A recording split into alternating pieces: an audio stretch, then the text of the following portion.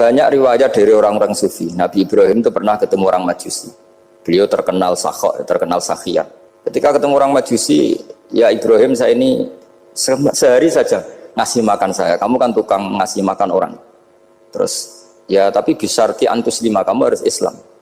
Fikihnya Nabi Ibrahim adalah, kalau saya menolong dia berarti nolong orang kafir.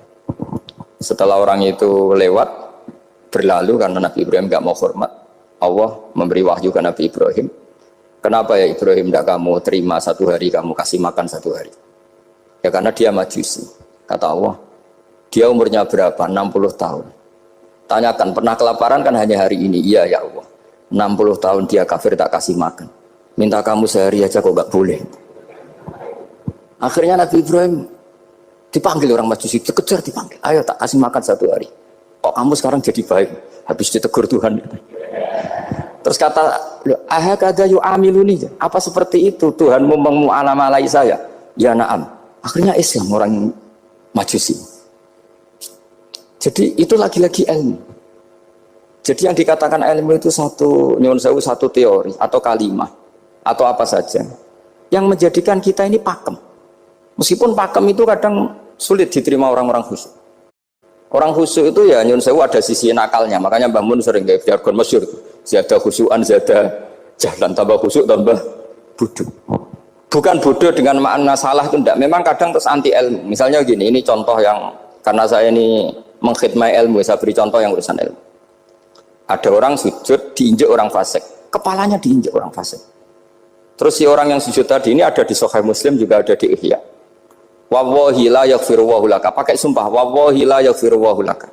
Allah langsung mewahyukan ke Nabi fi hadzal zaman, fi tilka zaman atau fi dzalika zaman. Man dzalladzi yata'alla alayya alla aghfira li fulan qad ghafartu lahu wa ahbattu amalak. Katakan ke orang itu, siapa yang mencatut nama saya yang hanya berstatus tidak memaafkan. Itu enggak fair. Saya ini Tuhan kok bisa yaghfir, bisa yu'adzib. Kok sifat saya tinggal satu, yu'adzib itu gimana? Dicatut separuh itu Allah tidak terima. Tapi kalau kita baca Quran, saya ini sama orang fasik ya benci. Saya ini orang soleh, setidaknya pura-pura soleh lah. Karena di depan para kiai. Tapi mau tidak mau. Ketika Allah mensifati dirinya tentang orang munafik gimana? Wa yu'adzibal munafiqina insya'a au jatuh. Itu cocok tidak cocok. Potensi memberi tobat itu ada. Meskipun sama kalau orang munafik, tapi ya tetap bacanya wa yu'adzibal munafiqina ya insya'a au jatuh. Rasulullah kayak apa bencinya dengan Wahsy karena qatilu Hamzah. Tapi Nabi tunduk sama konstitusi Quran. Laisa laka minal amri syai'un aw yatuba alaihim aw yu'adzibahum. Akhirnya Allah malah memberi tobat sama qatilu Hamzah yaitu Wahsy. Ini pentingnya baca lagi. Kalau kita tidak baca, hanya khusyuk saja, tidak baca, pasti sama orang yang menginjak orang sujud tadi, yang nginjak pasti salah, nggak dimaafkan. Bongso pasti. Pertanyaannya adalah, betulkah Allah punya sifat satu, yaitu yu'adzib? Makanya kalau kita baca, misalnya baca Quran walillahi mulkus samawati wal ardh, ya sudah yaghfiru liman yasha wa yu'adzibu man yasha. Kalau nuruti rasa kita ya inginnya ke kita yaghfir, ke orang lain yu'adzib. Tapi Tuhan kan enggak terima. Saya ini Tuhan kok didikte makhluk saya ini gimana? Enggak bisa. Sehingga ya ini lagi-lagi ilmu. Makanya saya cocok enggak cocok itu suka baca. Saya suka sekali baca, mulai ulama dulu, ulama modern, setengah dulu. Mulai ulama yang kedunian sampai setengah kedunian. Suka. Saya dulu tuh gak suka uang. Karena saya memang tadi mbah-mbah saya dari bapak itu wali Mas Dadi. Kalau tadi Mas Nadif jujur, mulai Mbah Soleh itu suka bully mertuanya. Jadi saya alhamdulillah dia jujur. Jadi Mbah Soleh itu menantunya Raden Asnawi. Itu ya bully-bulian sama ini terus ditiru beliau ini. Itu gak suka sebenarnya. Saya itu ya pokoknya tadi kalau orang daftar wali itu kan gak suka sama. Karena mereka nangis ketika Allah menghentikan wa aqridu wa atau ayat-ayat anfiku atau orang baik disifati wa aqridu wa qardan hasanah. Itu hadal khitab li ahlil jiddi was sarwah. Ini khitab untuk orang kaya. Kalau isen Gusti jenengan nampen ngongkon infak kok kalau diinfaki. Jenengan nampen ngongkon ngamal kok kalau di ngamali. Jadi maka yuhibbunal mal, mereka tidak suka harta. Walakin diana luladzatal khitab bil infak, dan itu harus kaya dulu untuk bisa infak. Jadi itu uniknya. Akhirnya saya Imam Sa'roni penting juga kaya. Jadi wali untuk suka harta itu nunggu diperintahkan Allah. Alhamdulillah kita ndak, sudah wali dulu karena sudah senang harta wali. Jadi kayaknya keren kita di bang wali-wali itu. Artinya wali itu tahu pentingnya harta setelah jadi wali. Kita alhamdulillah mulai kecil sudah tahu pentingnya harta. Kayaknya kita lebih wali. Imam Syafi'i itu dulu gak suka sama orang kaya. Saya berkali-kali ceritain. Karena dia dididik Sufyan As-Tsauri, Sufyan bin Uyainah. Tapi ketika ketemu Imam Malik itu kaya raya. Meskipun dia hidupnya sederhana, tapi kaya raya. Pas beliau mau, Imam Syafi'i dia agak-agak sopan kalau sekarang tanya, setelah jenengan ilmu yang saya harus ambil siapa? Kata Imam Malik, yang salim saya itu sudah meninggal Abu Hanifah, tapi muridnya masih, namanya Muhammad bin Hasan Asy-Syaibani. Kamu datang ke sana. Semalam itu Imam Malik dikasih uang 500 dinar. Padahal 1 dinar itu 4,25 gram, bisa dihitung berapa ratus juta. Terus separuhnya dikasihkan Imam Syafi'i, nah kita kasangoni. Pagi-pagi diajak ke Baki, dulu Baki itu ada kafilah rental unta. Mana kafilah yang mau ke Irak? Kita, ya sudah ini antar, tak bayari. Diantar Imam Syafi'i. Diantar ke Imam Muhammad bin Hasan Asy-Syaibani di Irak. Itu ketemu Muhammad bin Hasan Asy-Syaibani pertama itu apa? Beliau itu kalau ngitung uang di meja. Emas-emasnya di meja, uangnya dolar, semuanya di meja. Tambah kaget, ini saya sama Imam Malik ingkar, ini malah lebih parah lagi. Kata Muhammad bin Hasan Asy-Syaibani, "Atajabu min hadza." Kamu kagum dengan ini, merasa aneh? Iya. Ya sudah, ini tak kasihkan orang fasik, tinggo demenan, tinggo judi. Jangan, jenengan saja. Kalau jenengan kan orang soleh dipakai kebaikan, berarti orang soleh boleh kaya. Angsal-angsal. Semenjak itu Imam Syafi'i kebablasan. Sampai fatwa kiai fakir itu haram. Kiai bisa bikin rumah bagus, bikin rumah jelek, haram. Suasa al-Islam ya Allah wala yulah. Nah lagi-lagi kebetulan kita sebelum ngaji Imam Syafi'i sudah seperti itu. Jadi ini justifikasi. Lagi-lagi itu ilmu. Saya ulang lagi-lagi itu ilmu. Akhirnya saya baca kitabnya Imam Sa'roni namanya Al-Minanul Kubro. Itu beliau cerita wa mimma manallahu alaihi. Kesannya kayak orang sombong. Tapi sebetulnya yang sopan itu yang sombong. Karena Imam Sa'roni kan bilang, kamu harus memaklumatkan diri kalau antum minal ulama il amilin. Kamu termasuk ulama yang amilin. Terus ditanya sama orang-orang, bagaimana kalau nyatanya enggak? Kamu tadi subuh sholat, iya saya sholat. Kamu tadi zuhur sholat, iya saya sholat. Kenapa ketika kamu maksiat ingat terus, ketika kamu taat tidak ingat? Berarti kamu anggap Allah itu menyesatkan kamu tapi tidak pernah ngasih hidayah sama kamu. Pas delok rondo ning dalan kok maksiat, bar salat atau syukur, bar zuhur atau syukur berasa. Berarti kan nyifati Allah, hari ini Allah ngasih saya maksiat. Sementara lupa kalau Allah ngasih salat zuhur, salat asar, salat maghrib, salat isya. Oh sudah di situ al-Minanul Kubro, orang itu soleh semua. Nah saya itu termasuk orang yang didikte oleh kitab, terbentuk oleh kitab Al-Minanul Kubro. Jadi di situ hidup itu enak semua. Makanya saya itu masih ingat dialeknya dua orang alim, nggak perlu saya sebut, ini agak sensitif karena ceritanya itu ada anaknya kiai mau nyalek, karena dia anaknya kiai tanya, Mbah dalilnya nopo nanti yang kepengen jadi jabatan, mencari jabatan besar. Kalau yang jawab tak sebut nggak apa-apa namanya, jawabnya Mbah Mun oleh nggak apa-apa. Nabi Yusuf juga ada jabatan, terus beliau baca qalat ani ala khuzainil ardi ini khafifun alim. Nabi Yusuf juga ada jabatan ya Rabb. Di debat sama orang alim itu Nabi Yusuf syariatnya itu mansukhoh bi syariati Rasulullah Muhammad SAW. Setelah tamunya pulang, Mbah Mun dibantah gitu, dari Mbah Mun gini bilang, anut kiai wae oleh pemenang anut Nabi. Sama ingat kalimatnya, anut kiai wae oleh pemenang anut. Artinya Nabi Yusuf kan minta jabatan ij'alni ala khuzainil ard. Jadi akhirnya semenjak itu fikih-fikih ilmu tadi saya ulang lagi. Akhirnya saya cari, termasuk saya disuruh bangun. Saya golekno dalile nak wong soleh kok oleh jabat. Hatiku, wong dalil kok diorder saya ya sempat. Ternyata saya cari-cari ya tadi am yahsudunan nasa alama atahum wa min fadlih. Faqad ataina ala Ibrahim alkitab wal hikmata wa atainahum mulkan azim. Keluarga Nabi Ibrahim di antara sifat yang disebutkan Allah adalah dikasih mulkan azim. Sebab itu akhirnya kiai Indonesia itu mazhabnya Syafi'iyah semua. Politik ya kerso, jabat ya kerso, proposal ya kerso. Saya ini, maksud saya ini yang menyelamatkan ilmu. Kalau orang khusyuk pasti gedeng. Kiai kok gelem proposal, kiai kok para pejabat. Tapi orang ilmu Setuju. Nah saya nggak tahu setujunya itu bawaan ilmu apa bawaan nafsu tadi, itu yang mulai saya datang. Nah kalau saya kan bawaan ilmu, saya baca. Itu bedanya saya dengan Mas Nadif, jadi bawaan baca. Karena kemarin saya dibully habis-habisan di Kudus, saya tidak punya kesempatan bicara di menantunya Neng Mu'ah ya. Wah ini kurang ajar betul orang ini kata saya. Tapi saya nyari sisi positifnya. Kalau saya dibully kan saya madlum. Orang madlum gampang jadi wali. Yang dia bully berarti zalim, ya sudah berarti wali saya gitu. Nah supaya dia juga wali sekarang tak bully supaya impas gitu. Jadi ini nolong beliau. Jadi saya 22 hari itu kalau habis subuh ke rumah sakit, tapi kalau asar pulang ngajar. Ya begitu terus. Karena mbah-mbah saya itu sukanya ilmu, Masya Allah. Karena ilmu itu penting. Apapun pakemnya para wali itu kalau diingatkan secara ilmu itu terus kayak runtuh. Saya berkali-kali mencontohkan. Dan itu valid, data itu valid.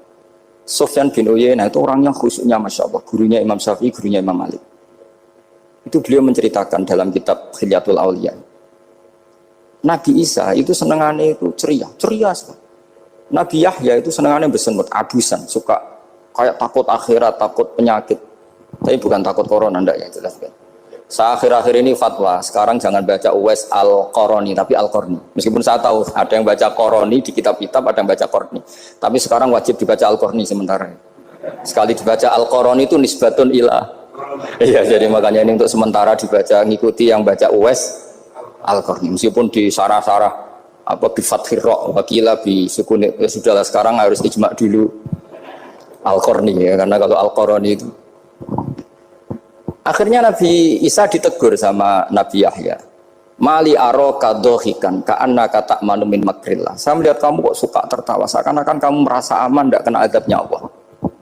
Nabi Isa akhirnya balas tanya, Mali aroka abisan ka'annaka tai'asu min rahmatillah taknatu min rahmatillah. Kowe mbesengut wae koyo dunya orang rahmat, anane corona tok. Padahal yo ono mangan, ono guyon, ono nikmat. Dan itu figur besar, akhirnya kita tahu. Dan saya sering cerita juga, setiap dakwah itu Nabi Isa nyari syirarun nas, Nabi Yahya cari khiyarun nas. Tentu alasan Nabi Yahya gampang, berteman orang baik itu baik lah, nyaman, terus akibatnya juga baik. Nabi Yahya enggak. Limada tanzilu ala syirarin nas. Kenapa kamu singgahnya ke orang-orang yang buruk? Ana tabibun udawil marto. Saya ini dokter, tentu menyembuhkan yang sakit. Akhirnya terus di Indonesia banyak kiai yang kancanan orang fasik ya banyak. Tapi ya tentu yang benar itu yang mensolehkan yang fasik. Yang mesti salah yang menjadi fasik karena ketularan yang. Tapi itu lagi-lagi apa? Ilmu yang bisa menjadikan kita percaya itu ilmu. Saya tuh suka sekali baca kitab yang berbeda. Saya sekarang baru belajar kitab orang-orang Hanafi, orang-orang Maliki.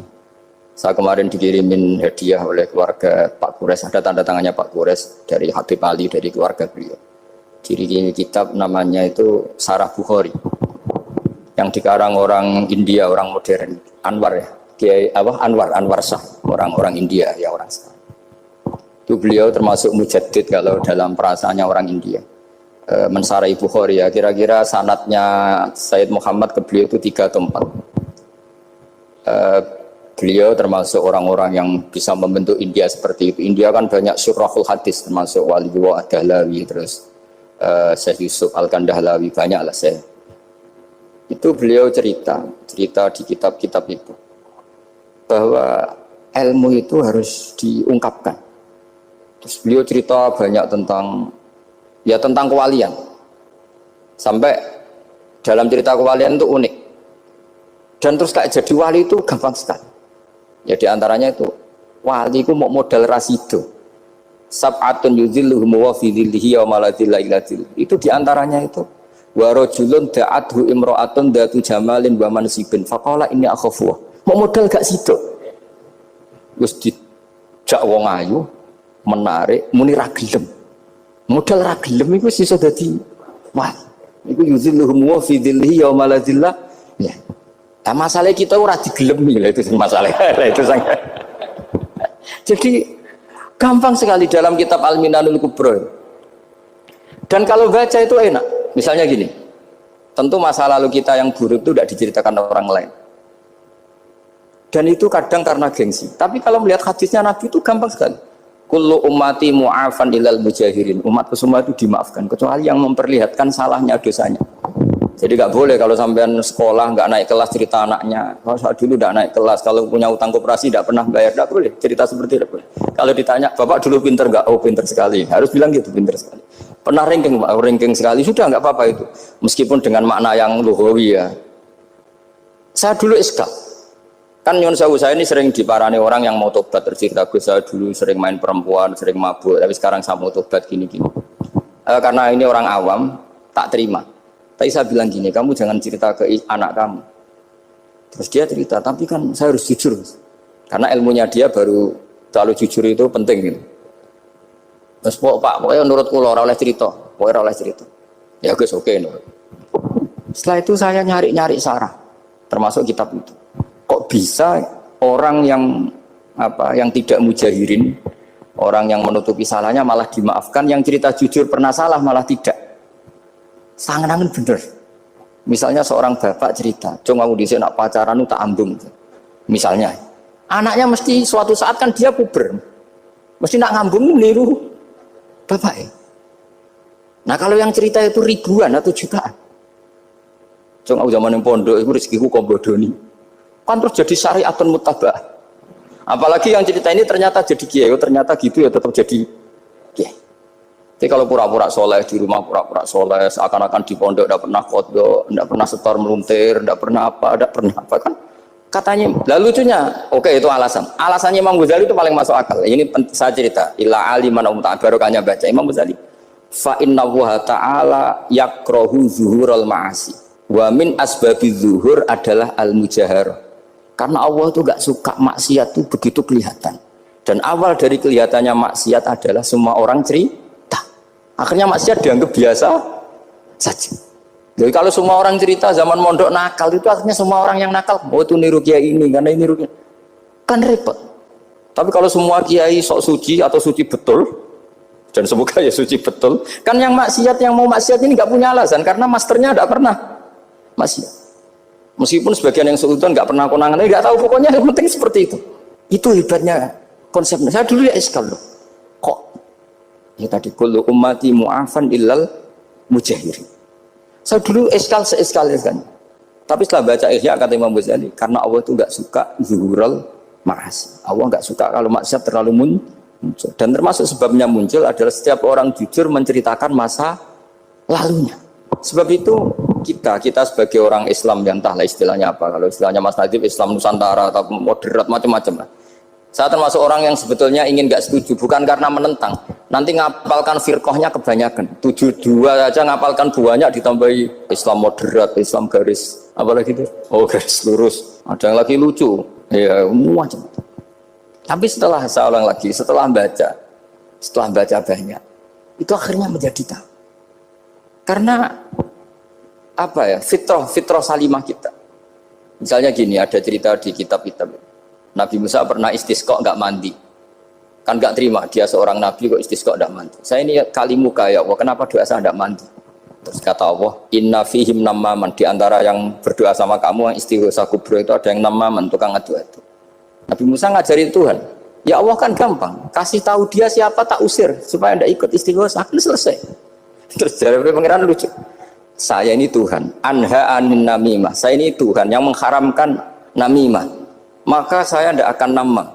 Anha anin namimah wa akunu namaman, saya ini mengharamkan adu-adu kok terus dudono sing kan, ya sudah Gusti kalau gitu. Lalu solusinya gimana ini? Nanti solusinya gimana Tuhan? Ya sudah kamu nyari hamba saya yang namanya ini, cari sama Nabi Musa. Ketemu orang namanya Jitem, ketemu. Setelah ketemu, sama-sama nur. Anta bareh, ya saya bareh. Terus anta Musa, ya saya Musa. Kenapa kamu tahu? Dikasih tahu Allah. Ini karena sama satu nabi, satu wali. Terus saya ini mau istisqa gak mandi, tapi sama Allah disuruh minta doa sama kamu. Itu doanya tuh ngawur sekali, bukan sekedar ngawur sekali. Ya Allah, apa engkau sudah tidak punya stok air sehingga tidak ada hujan? Gitu. Apa angin-angin sudah tidak nurut sama jenengan sehingga tidak bisa menghalau awan untuk menurunkan hujan? Fakah ada Musa ayab tisau, itu di semua kitab. Musa hampir saja jotos, dianggap doa yang enggak sopan. Tapi kata Allah, la tadribhu ya Musa fa innahu adhakani fil yaumi salasa marrat. Dia bisa bikin senyum saya sampai 3 kali kan. Lu soal mereka maksiatuhum la tadruka. Maksiat mereka itu tidak ngefek ke engkau kok jenengan pertimbangkan. Maksiatuhum la tadruka. Akhirnya langsung hujan. Jadi kadang doa itu ada yang ngawur.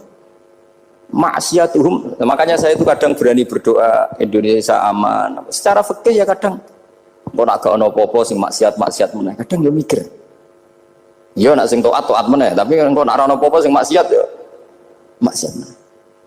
Saya pernah ketika Jogja sering gempa itu pernah mau berdoa. Ya Allah semoga bebas dari gempa, tapi terus saya mikir.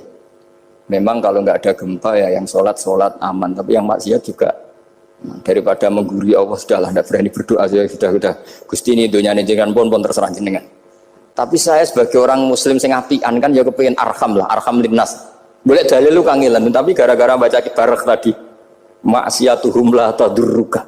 Maksiat mereka itu tidak bahaya bagi kita. Pun Gusti ra usah kakean pertimbangan pun udan mawon. Udan langsung. Lagi-lagi karena baca. Termasuk di Al-Minanul Kubra itu ada cerita tentang Nabi Isa. Cerita itu tidak hoax, ini kata Imam Sa'roni. Ada orang itu perajin sepatu, perajin sandal. Ya Allah, engkau itu bilang butuh sandal ukuran berapa, nanti tak bikinkan. Engkau bilang kendaraan kamu apa, nanti saya yang fasilitasi ada ini. Pakaiannya kalau dames. Apa? Pokoknya saya ingin khidmah sama jenengan. Terus Nabi Isa yang terkenal baik itu, ya faham mabibat sih, hampir saja dipukul. Terus kata Allah, jangan Isa. Dia muji saya sesuai yang dia ketahui. Lagi-lagi baca. Jadi tidak bisa kita mengadili orang lain ini kalimat ini tasbih wa bil khalqi, itu tidak bisa, tidak segampang itu. Kecuali yang ngomong orang-orang Mu'tazilah atau orang-orang Khawarij mungkin kita lawan karena berdasar ilmu. Kena wong lugu rusak. Karena orang lugu itu gimana ya? Seperti Ahmad ditanya, kamu mukminah? Terus dites sama Nabi. Aina Allah? Fa asyarat ila sama. Allah di langit. Coba kalau kamu tauhidkan, Allah la yakhullu fi makanin. Berarti kan masalah itu karena Allah laisa kamislihi. Saya juga pernah diprotes kiai, kenapa ada istilah senyum, istilah susah, padahal Allah nggak pernah susah. Tak tanya kiai itu, saya kan sering bilang Allah susah, Allah apa, Gus kok gitu, padahal Allah kan nggak pernah. Tak tanya, kamu hafal Quran? Enggak, ya sudah, baca aja ayat falamma asafunan taqamna minhum. Itu doire asafa itu kan asifa ya'safu asafan. Diikutkan wazan afala berarti asafa yu'sifu, berarti kayak dengan atal. Ya ata ya'ti itianan, kalau ingin wazan afala kan ata yu'ti ita, sama dengan falamma asafu mongko sumangsani gawe susah sapa Fir'aun wa kaumu nah ingsun Fir'aun mari ribet, mari aku susah, aku pengiran jadi tandingi intaqamna minhum katamu. Akhirnya dia itu bilang jebule ning Quran ya ono istilah Allah susah. Ya sembol aku itu aku hafal Quran dadi spontan bahasaku mbok salah mbok ora iku ono kembarane Quran. Sampean masih khusyuk ora hafal Quran akhirnya yang ini kata saya. Akhirnya jebule ilmu itu penting, wis suwe nah ilmu itu penting kata saya. Jadi ini lagi-lagi illa aliman au mutal. Jadi saya tuh dapat barokahnya ilmu. Saya sebagai manusia ya takut mati, tapi tadi kalau kadang-kadang melihat mati itu rohah min kulli syarrin. Kita ini meskipun nyun sewu sekarang tidak zina, tidak korupsi, potensi itu tetap ada. Dan yang bisa mengakhiri potensi itu apa coba? Al-maut. Sehingga Nabi mengajarkan kita itu gampang sekali dalam beragama. Ij'alil hayata ziyadatan li fi kulli khairin wal mauta rohatan li min kulli syarr. Lagi-lagi ilmu yang menyelamatkan kita itu. Sehingga Umar bin Abdul Aziz ketika mau meninggal, semua keluarganya nangis. Dia tanya, kenapa kamu menangis? Karena engkau mau meninggal. Memangnya setelah saya meninggal mau kemana? Ila Rabbin Karim, ila Rabbin Rahim. Jadi segampang itu untuk melihat. Nah, tapi kalau kita tidak baca, seakan-akan wah mati ngeri nak mlebu neraka piye, seakan-akan di alam sana hanya ada neraka. Padahal anak indadzoni abdibi, daripada nganggep neraka masalah atau eling pangeran kan ini. Lagi-lagi baca la yamutanna ahadukum illa wa yuhsinudzanna billah. Jangan sampai seseorang mati kecuali dalam keadaan husnudzon sama. Saya itu masih ingat Gus Yagi pas Bapak gerah itu tak antar ke Karyadi di Semarang. Itu mau kapundhut itu cek guyon. Jong ape mati mbok gawe ning hotel karena di pavilion. Sebelum mau kapundhut cek dungo khataman Quran, baca sabbahat khataman. Terus tak khataman Quran, terus serasa nangis, aku husnul khotimah, ya terus kamu kok enak maksudnya, santai maksudnya enggak, ya relax aja. Seperti Mbah Mun itu dulu saya tuh ya Kubela wafati sering ketemu. Ya ada hanya saya, tentu banyak orang sering ketemu beliau. Jawab Mbah Mun, "Cung, aku nak mati Selasa berarti aku wong alim. Nak mati Jumat berarti aku wali." Kok penak kabeh. Saya sebenarnya ingin tanya, nak Setu Mbah Tahat nih. Tapi kok potongannya ora pantas itu. Ketika beliau nyatanya kapundhut Selasa berarti senang status alim. Artinya orang-orang dulu itu, Imam Ghazali lebih parah lagi. Ya saya yakin ya semua orang Islam mati itu baik. Imam Ghazali lebih parah lagi. Itu beliau kapundhut. Itu orang yang perjalanannya 3 hari itu sudah datang semua. Sore beliau beli kafan, terus beliau bilang ke adiknya, "Saya nanti kalau mati yang imami orang ini. Jangan makamkan saya sebelum diimami orang ini. Dulu udah ada WA-nya Mas Nadim, udah ada grupnya. Itu ketika beliau sudah beli kafan habis sholat subuh, "Alayya bil kafni, kafan saya bawa sini." Dikasihkan sama adiknya. "Ya Allah, ar-ridho bil intiqal ilal malakil." Jadi saya sudah ridho kalau ketemu engkau. Terus kapundhut. Adiknya bingung karena orang yang ditunjuk itu harus 3 hari perjalanan. Ternyata datang semua terus. "Kok kenapa engkau datang?" "Ghazali wis kandha aku ini telung dina yang lalu. Jadi aku langsung perjalanan." Pamit gitu. Lalu kubu sebelah, ini cerita Mas Nadim yang tukang tukaran sama kubu sebelah itu Mas Nadim. Kalau saya ini orang baik gak suka tukaran berarti. Yang aku orang baik itu penting cara kita Al-Minanul Kubra, karena kalau ngaku orang elek berarti kenangannya Allah sama kamu itu bikin elek, tidak bikin baik. Itu cara pikiran Imam Sa'roni dalam Al-Minanul Kubra. Kamu kan boleh mengatakan saya habis makan, habis minum. Artinya apa? Kamu habis dapat nikmat. Kamu harusnya juga bilang saya habis ngamalkan ilmu, saya habis dapat hidayat. Wong tadi kamu ya sholat subuh, kamu ya baca Quran. Susah opo sing ngakoni tahu apik dari Imam Sa'roni gitu. Senengane kok kalau mau bermaksiat berdelok wong wedok. Memangnya Allah mau amalah mbek kowe mau elek tok atau mau amalah apik? Ini rada provokator, tapi ini cerita ilmu, Makanya saya kenapa tetap hormat Mas Nadim, karena provokator meskipun itu asli, enggak karena baca. Kalau ini asli memang suka sombong memang asli. Tapi apapun itu kan tahu neng Mesir. Jangan-jangan bacanya itu. Saya baca kitabnya, dia ke makomnya. Imam Sa'roni kan orang pernah ziarah. Makanya potensinya seperti itu. Jadi saya terus dulu saya itu nih Gus Yagi. Bapak itu Islam. Bapak itu seneng kancanan wong mlete timbang wong sopan. Saya dulu ya Islam.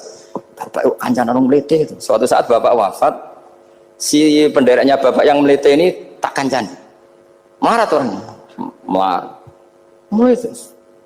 Tangan bener wong mlete. Jadi kalau tak tanya, mun sarapan Mbah wonge sepuh. Oh wis lho Gus, esuk-esuk wis kudu sarapan wajib. Wis rokok, oh wis. Ternyata dia lebih gampang ngitung nikmat. Kok gak kerja, Bang? Nah, aku nang masjid di 10.000, kon ngino wong kerja ora usah, di 10.000 wis rojo iso mangan iso ngombe. Lha opo ngamula wong liya? Kan kok bener sesuai. Sementara sing sopan kurang ajar. Mbah mun mangan. Terus ngenteni kerja angel kabeh mboten panen men ngenes. Kaya Allah ora tau man. Oh, mungkin karena ini, Bapak. Jadi akhirnya sesuai wae ora pati. Kancanan wong sopan-sopan. Akhirnya kancanan Mas Nadif kan gitu ceritanya. Ternyata orang sopan ya kaca juga mau eling sisi panen akeh tak tahu. Mbah panen kathah. Mboten Gus namung niki. Pokoke ngeluh terus. Jadi makanya ini kan apa-apa kalau berlebihan itu. Seperti saya pernah ditanya, kalau orang Jawa Timur itu hormatnya sama kiai.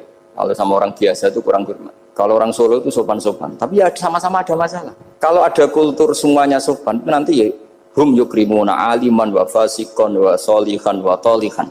Soleh, sopan yang berlebihan akhirnya sampai pernah ada seorang kiai latihan. Ini kisah nyata. Itu teman saya. Ketemu orang Solo dihormati. Sempat GR, barokahnya ilmu saya dihormati orang. Bareng sama orang fasik, orang macam-macam ya dihormati yang sama. Jebule podo wae kan gitu. Artinya gini, kalau akhlak itu benar-benar kelebihan, tapi kalau berlebihan la farqa bainal alim wal jahil wal fasik was saleh wat thaleh, karena semuanya dihormati. Tapi kalau misalnya ada Jawa Timur yang membeda-bedakan manusia, kadang kita ini juga beratnya semua itu ibadullah, semua iyalullah, semua. Jadi terus kita ini mikir yang benar yang mana? Setelah mengkaji ilmu, lagi-lagi setelah mengkaji. Nah makanya saya ingin sekali ilmu ini harus dikembangkan terus. Karena saya kenalnya Mbah Dola, Mbah Sahal, semua masyayikh ini min haitsul ilm. Karena ilmu ini yang cukup. Islam itu enggak bisa dikawal dengan khusyuk, enggak cukup. Yang bisa mengawal Islam itu hanya. Sebab itu fa'alam annahu la ilaha. Makanya orang Khawarij itu kata Rasulullah syarrul khaliq. Kenapa orang Khawarij dibenci Nabi? Karena suka khusyuk, suka ibadah tapi tidak suka ilmu.